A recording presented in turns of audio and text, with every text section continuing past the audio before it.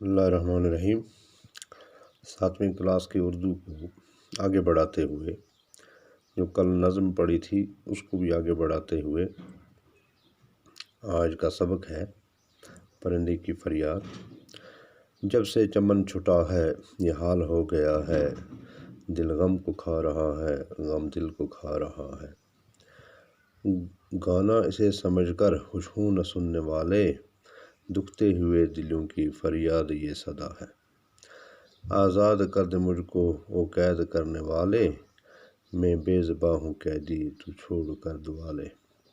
تو بچوں یہ نظم کا جو حصہ رہ گیا تھا کل، یہ آج میں نے پڑھا۔ تو نظم لکھی ہوئی ہے علامہ محمد اقبال، جس کو ڈاکٹر سر محمد اقبال کے نام سے بھی جانتے ہیں۔ تو پرندے کا حوالہ دیتے ہوئے اس نے ایک ایسی چیز کو سامنے لایا ہے کہ جب بھی کوئی آزاد چیز بند کی جاتی ہے تو وہ کیا محسوس کرتی ہے۔